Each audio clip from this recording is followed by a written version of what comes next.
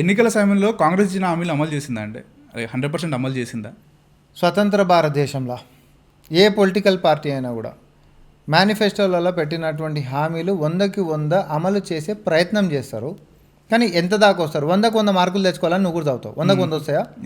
రావు కదా. సేమ్ అట్లనే మేనిఫెస్టోలలో పెట్టేటటువంటి 100 హామీలు గిట్ట మనం పెడితే 100కి 100 పూర్తి చేయాలనేటటువంటి దాంతో అందరు పనిచేస్తారు. అంటే బీఆర్ఎస్ లాంటిది, బీజేపీ లాంటి పార్టీలు కాదు నేను చెప్పేది, కాంగ్రెస్ పార్టీ ఎప్పుడైనా కూడా.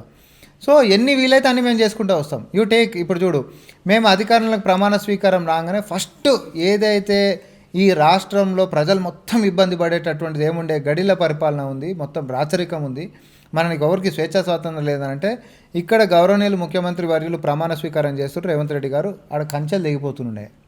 అదొక చూస్తేనే ఎంత అదొక గూస్ బంప్స్ వచ్చిన టైం అది. ఓకే, అది అట్లుంటే ఇమీడియట్గా ఏది ఉచిత రవాణా, మహిళలకు ఉచిత రవాణా అన్నాను. ఎందుకంటే ఎన్నికల కంటే before BJP BRS both wear together, ఇద్దరు కలిసి అసలు ఎట్లా సాధ్యమైపోతుంది? ఆర్టీసీ అనేది ఫెయిల్ అని కేసీఆర్ అన్నాడు. 26-27 మంది ఆర్టీసీ కార్మికులు చచ్చిపోయారు, అప్పుడు సూసైడ్ చేసుకోరు, ఆయన పేరు రాజు చచ్చిపోయారు. అసలు ఎవడు కాపాడుతాడని, బ్రహ్మదేవుడు కూడా కాపాడలేడు అన్నటువంటి ఆర్టీసీని మేము ఉచితం సాధ్యం ఎట్లా కాదో చూపిద్దామని చెప్పేసి మనం రాగానే 48 గంటలల్లో ఉచిత రవాణాని మేము ఇంప్లిమెంట్ చేసినాం. అంతే కదా, ఆరోగ్యశ్రీని 5 లక్షల నుంచి 10 లక్షల దాకా పెంచినాం. అక్కడ మొదలైంది మా జర్నీ.